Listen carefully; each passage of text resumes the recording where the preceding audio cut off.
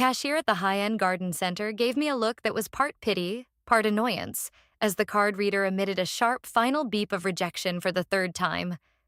Behind me, the air seemed to vibrate with my mother-in-law's impatience. Her perfume, a heavy, suffocating scent of lilies, clinging to the back of my neck. "Why'd you step away from the register? Pay with your phone, Clara. For heaven's sake, you're holding up the entire line." Evelyn's voice rose to that shrill, commanding pitch that always made my shoulders hunch instinctively. I stared at the small screen, my heart beginning a slow, heavy thud against my ribs. I knew my phone wouldn't work because the card drew from our primary savings. The Miracle Fund, as Mark and I called it. When I finally forced my trembling fingers to open the banking app, the numbers didn't just look wrong. They looked impossible. $312,000, the accumulation of 5 years of grueling overtime, a small inheritance from my grandmother, and our entire future, had been reduced to a balance of 47 cents. The world didn't tilt. It simply went gray at the edges. The sound of the buzzing bees around the hydrangeas and the chatter of the Saturday morning crowd faded into a dull, underwater roar. I felt a cold sweat break out along my hairline, and for a second, I thought I might actually faint onto the terracotta tiles. Evelyn was suddenly there, her hand gripping my upper arm with surprising strength, her face hovering inches from mine. "Give me the phone, Clara. You're making a scene. I'll handle it," she hissed, her eyes darting toward the teller. But I didn't give her the phone. I couldn't. I was staring at the last transaction, a wire transfer completed only 2 hours ago, titled Project Legacy. To understand the sheer, crushing weight of those 47 cents, you have to understand the life I thought I was living. Just yesterday morning, our world had felt like a fortress of cozy, predictable safety. We lived in a charming, cedar-shingled house in the suburbs of Seattle, a place where the rain usually felt like a lullaby rather than a threat. Mark was a software architect, a man of quiet habits and gentle smiles, who still brought me coffee in bed every single morning without fail. The smell of freshly ground beans and the warmth of his hand on my shoulder were the anchors of my existence. "Another day closer, Clara," he'd whispered just that morning, kissing my forehead before heading to his home office. We were 3 weeks away from our final attempt at IVF. After 3 years of heartbreak, needles, and sterile hospital rooms, this was our last shot, both emotionally and financially. That $300,000 wasn't just money. It was the ghost of the child we hadn't met yet. It was our hope, quantified and guarded. Evelyn, my mother-in-law, had been our self-appointed shadow throughout the whole process. She lived only 10 minutes away in a sprawling, over-decorated estate that she could no longer afford to maintain after my father-in-law passed away, though she would sooner die than admit it. She was a woman of appearances. To the outside world, she was the grieving, sophisticated widow. To me, she was the woman who once critiqued the thread count of my guest towels while I was recovering from a miscarriage. Yet, in the last 6 months, she had changed. She became supportive, almost suspiciously so. She brought over organic meals, researched the best fertility specialists, and even suggested we move our savings to a boutique private bank where her dear friend was a manager, claiming they offered better interest rates for high-balance accounts. "You children need to think about the long term," she had said during one of our Sunday roasts, her silk scarf fluttering as she gestured with a wine glass. "Mark is so brilliant with code, but he has no head for the nuances of wealth management. Let me help you protect your future." I remembered the way Mark had looked at her, with that lingering, boyish need for approval that he never quite outgrew. He had squeezed my hand under the table. "Mom's right, honey. She knows people. It might be safer there." I had hesitated. I liked seeing the balance in our regular, boring high street bank. I liked the familiarity of it. But I also wanted peace. I wanted Evelyn to love me, or at least to stop looking at me as if I were a temporary fixture in her son's life. So, I agreed. I signed the papers. I trusted the woman who had birthed the man I loved. Standing there in the nursery, the smell of damp earth and fertilizer suddenly made me nauseous. Evelyn was still tugging at my arm, her voice dropping to a low, dangerous growl. "Clara, stop staring at that screen like a stunned ox. Put the phone away. We'll go to my house and figure out why your little app is glitching. It's obviously a technical error. I looked up at her. Her skin was perfectly powdered, her lipstick a sharp, aggressive crimson. But for the first time, I noticed the way her pulse was hammering in the hollow of her throat. She wasn't annoyed. She was terrified. "It's not a glitch, Evelyn," I said, my voice sounding thin and brittle, like dry glass. "The account is empty. The IVF money is gone." "Don't be dramatic," she snapped, though her grip on my arm tightened until it hurt. "Banks make mistakes. Now come, we're leaving." I looked down at my phone again. The wire transfer. Project Legacy. A name I had never heard before. My mind raced back to a conversation I'd overheard a week ago. Evelyn on the phone in our kitchen, speaking in hushed, urgent tones about securing the estate and keeping it in the family. At the time, I thought she was talking about her own house. I pulled my arm back, breaking her hold. "Where is Mark?" I asked.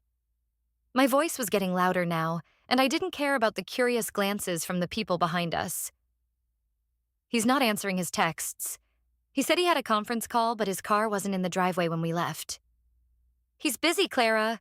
He's working for your future," Evelyn cried, her composure finally beginning to fracture. "Now, get in the car before you embarrass this family any further." I didn't get in the car. I stood there, the weight of the 47 cents pressing down on my soul, realizing that the quiet, cozy life I had been living was nothing more than a carefully constructed stage set. And the person I shared my bed with, the man who brought me coffee every morning, was currently nowhere to be found. "I'm going to the bank," I said, my voice turning cold. "And if you don't tell me exactly what Project Legacy is right now, I'm calling the police from the parking lot." Evelyn's face transformed. The mask of the concerned mother-in-law slid away, revealing something hard, ancient, and utterly remorseless. "You'll do no such thing," she whispered. "You'll do exactly what I tell you, or you'll find out just how little you actually own in this world." As I peeled my car out of the garden center parking lot, leaving Evelyn standing like a vengeful statue next to her pristine white SUV, the silence in my own vehicle felt like a physical weight. I didn't go to the bank. Not yet. I needed to see Mark's face. I needed him to tell me this was a horrific, bureaucratic nightmare, and that he was just as shocked as I was.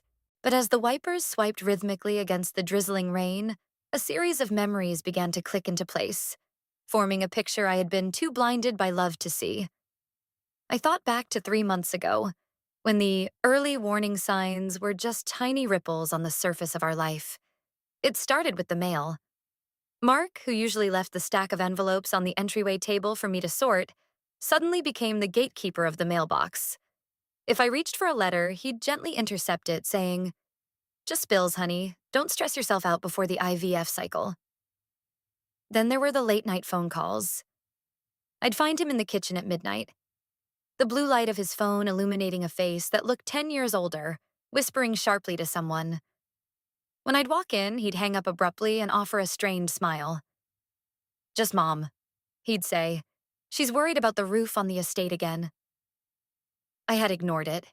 I had ignored the way Evelyn started talking about the sanctity of the bloodline and how money is the only thing that keeps a name alive. I had ignored the afternoon I found a brochure for a high-end retirement community on our coffee table, one that cost $20,000 a month, with Evelyn's handwriting in the margins. "Mark, this is where I belong. Don't let me down." The drive home felt like it took hours, though it was only 10 minutes. When I pulled into our driveway, my heart did a painful somersault. Mark's car was there. He was home.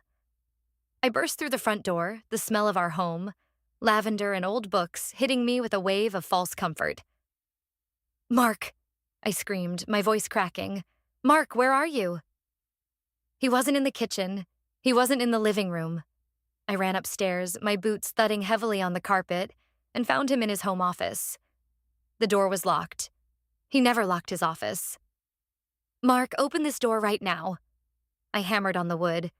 A moment of agonizing silence followed, and then the click of the lock. The door swung open slowly. Mark stood there, his hair disheveled, his eyes bloodshot. He didn't look like the man I'd married. He looked like a ghost inhabiting his skin. Behind him, on his desk, his laptop was open, the screen glowing with a complex spreadsheet. "Clara," he whispered, his voice devoid of its usual warmth. "You weren't supposed to check the account today." "The money, Mark," I gasped, my lungs feeling like they were filling with lead. "Where is our money? Where is the IVF fund? I was at the register and the card declined. It says 47 cents. Tell me it's a mistake. Tell me we were hacked." I stepped into the room, my eyes darting to the desk. And that's when I saw it. The point of no return. Sitting on top of a stack of legal papers was a thick navy blue leather folder embossed with the words, "The Sterling Vance Legacy Trust." Beside it lay a printed wire transfer confirmation from our joint savings account. The recipient wasn't a hacker. It wasn't a thief. The recipient was Evelyn Vance. My hand reached out, trembling so violently I nearly knocked over his coffee mug. I picked up the confirmation. The amount was $312,000. The date was this morning. The signature at the bottom, authorizing the transfer of our entire life savings into a trust controlled solely by his mother, was Mark's. The world didn't just go gray this time. It fractured. I felt a sharp electric sting behind my eyes, and then a coldness so profound it felt like my blood had turned to slush. My pulse thundered in my ears. A rhythmic, deafening thump, thump, thump, thump that seemed to drown out the sound of my own breathing. I felt a wave of genuine, physical nausea roll over me, and I had to grab the edge of the desk to keep from collapsing. "You gave it to her?" I whispered. The words felt like shards of glass in my throat. "You didn't just lose it. You gave our baby's future to your mother?" Mark didn't move.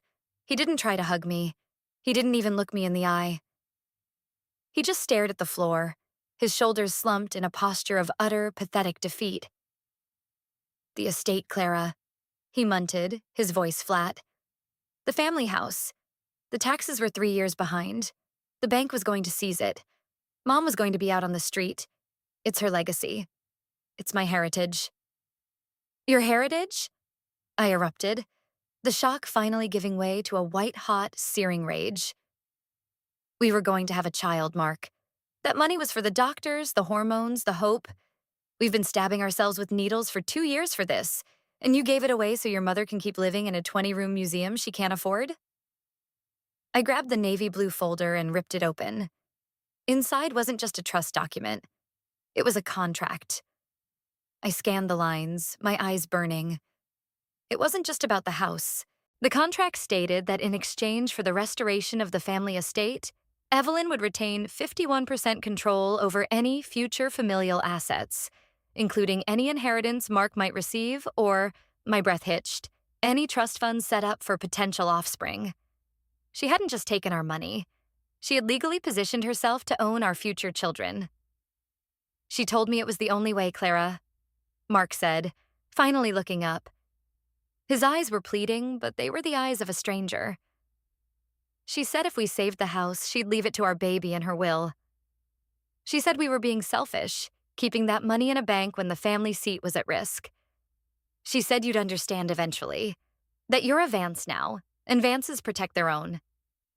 "I am not a Vance if this is what it means," I said, my voice dropping to a terrifying low hiss. I looked at the man I had loved for a decade, the man I thought was my partner, and for the first time I felt a bone-deep sense of revulsion.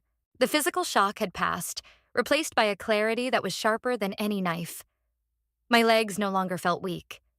The nausea was gone, replaced by a cold, calculating hunger for justice.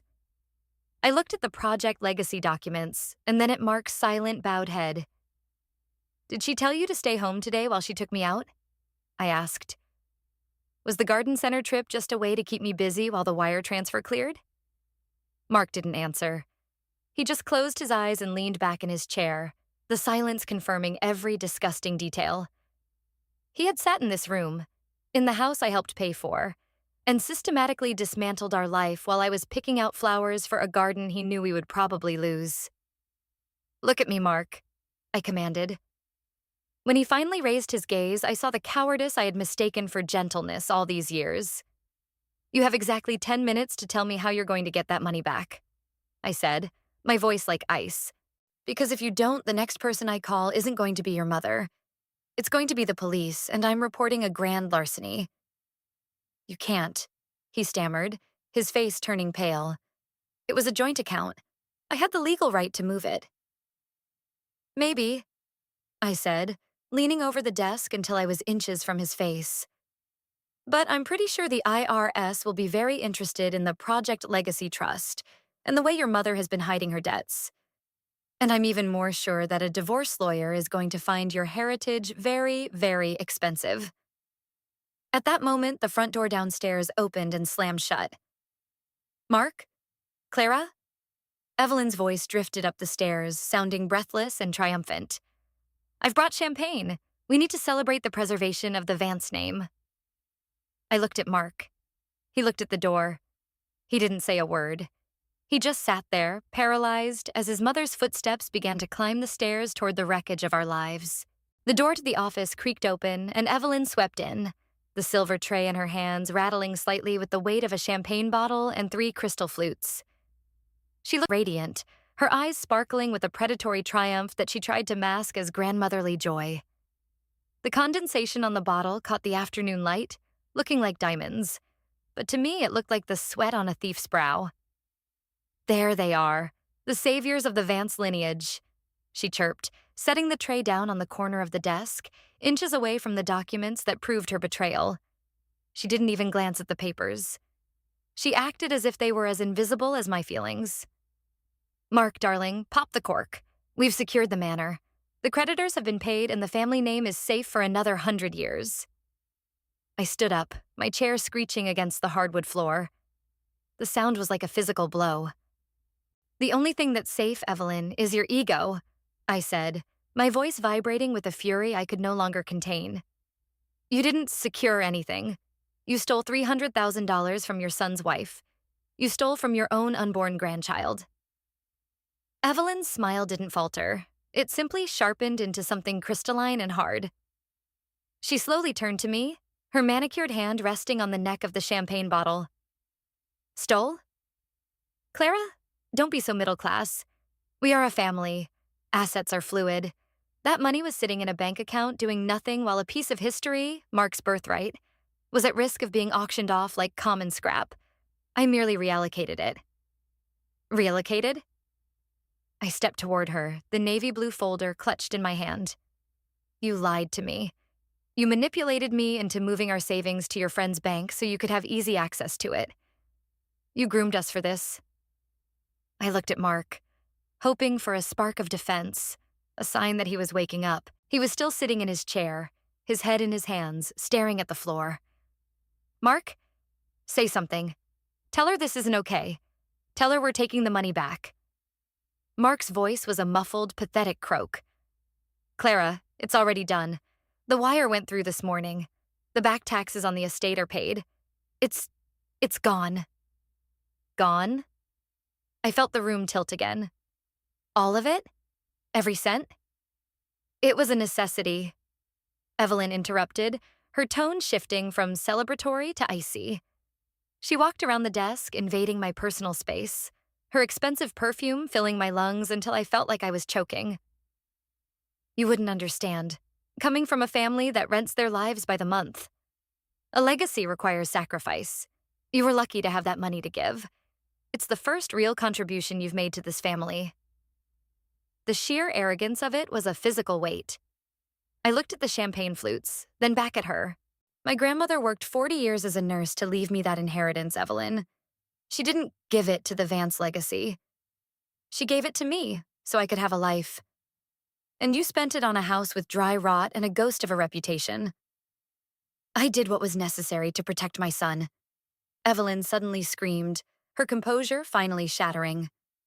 She slammed her hand down on the desk, making the crystal flutes dance. Mark was losing his heritage. He was going to be the man who let the Vance estate fall. I wouldn't allow it. And you should be honored that your little pittance saved something that actually matters. I turned back to Mark.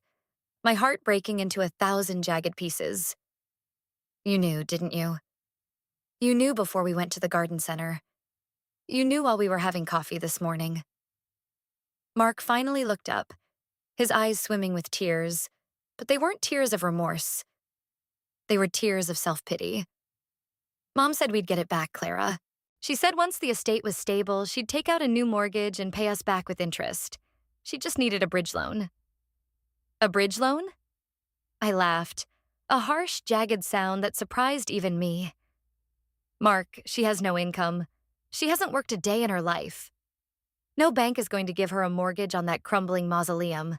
She's been drowning for years, and you just used our life raft to try and plug the hole in her sinking ship. Don't speak to him like that, Evelyn hissed, stepping between us as if she were protecting a child.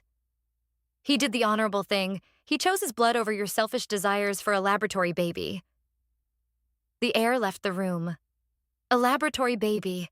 My hands began to shake so hard that the folder slipped from my grip, the papers scattering across the floor like dead leaves. Is that what you think? I whispered. That our child was just a selfish desire? Evelyn leaned in, her eyes narrowed to slits. I think you were using my son's resources to satisfy a whim. If it's meant to be, it will happen naturally. If not, the Vance name is already carried by Mark. We don't need to bankrupt ourselves for a maybe when the certainty of our history is at stake. Mark, I said, my voice barely audible. Tell me you don't agree with her. Mark looked at his mother, then at me. He opened his mouth, then closed it. He looked like a man being crushed between two tectonic plates. I just wanted everyone to be happy, Clara. I thought if we saved the house, Mom would stop being so stressed and then we could focus on us. Maybe in a year or two. A year or two? I'm 38, Mark. There is no year or two, I screamed. Then came the first real twist, the one that turned my blood to ice. Evelyn reached into her designer handbag and pulled out a small, folded document. She tossed it onto the desk with a flick of her wrist. Actually, Clara, you don't even have a year or two. Mark has already signed the papers to put this house, your house, up as secondary collateral for the estate's remaining debts.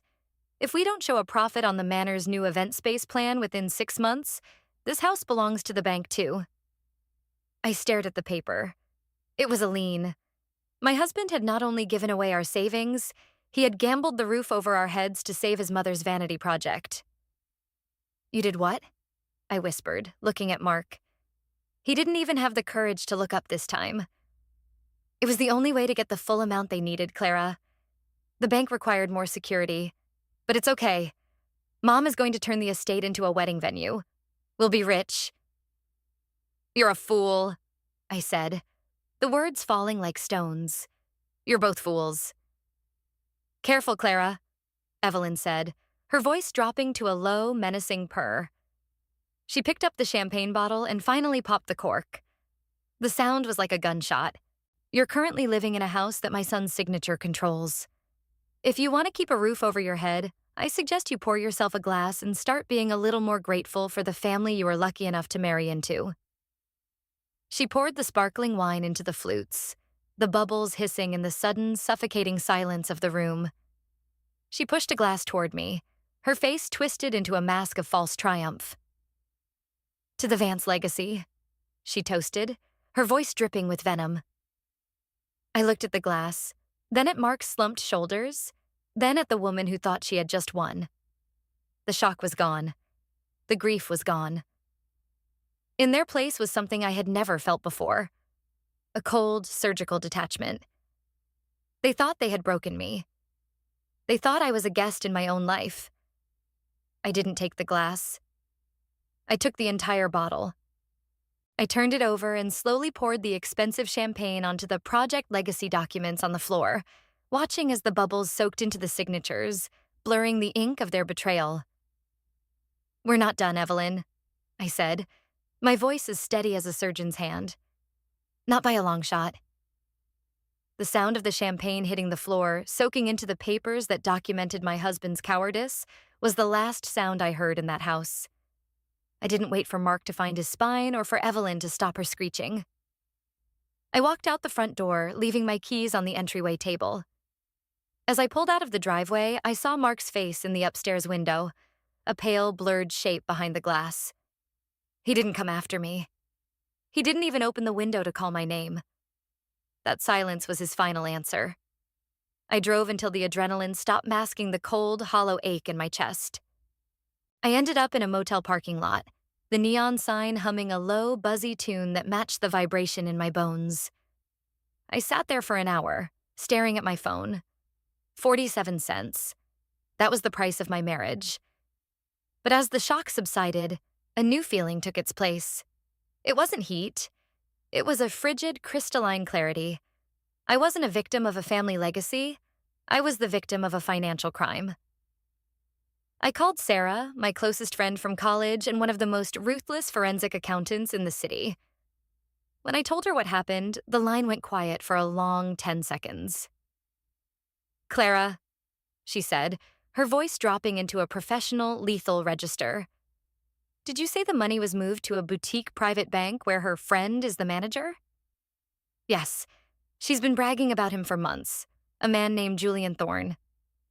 "I know Julian," Sarah replied, and I could hear the sound of her typing frantically in the background. "And I know that bank.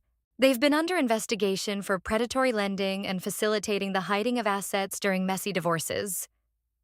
If Mark moved that money without your explicit, notarized consent, considering a large portion of it was your specific inheritance, he didn't just betray you. He broke federal banking laws.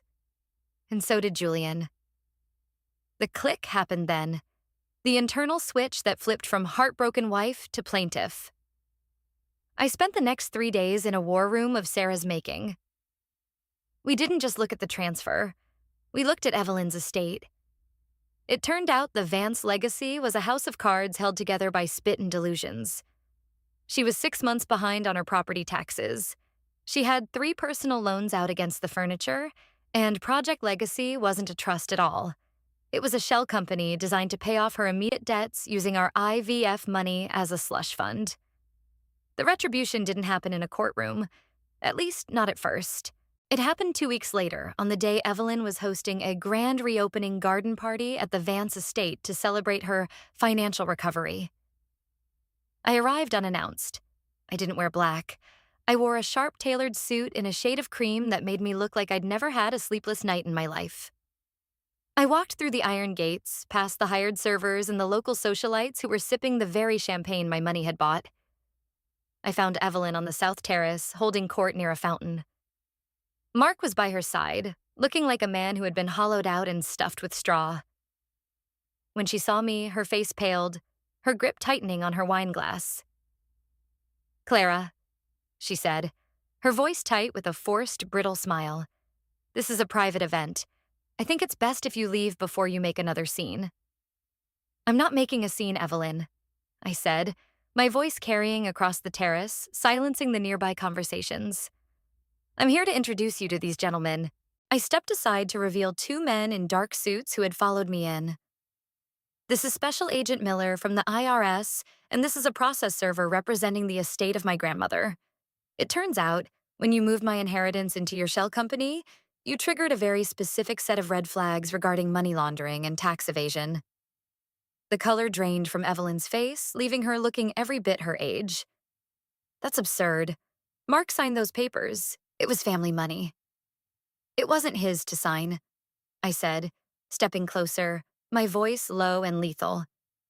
"And your friend Julian at the bank? He's currently being questioned. He's already admitted that he bypassed the 2-factor authentication requirements for joint accounts as a favor to you. That's a felony, Evelyn." Mark finally spoke, his voice trembling. "Clara, please. We can talk about this. I didn't know about the tax stuff, I swear. I was just trying to help Mom." I looked at him, really looked at him, and felt absolutely nothing.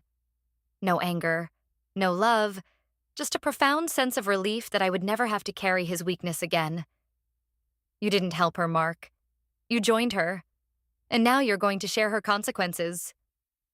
The process server stepped forward and handed them both a thick stack of papers. "You're being sued for the full return of the funds, plus damages.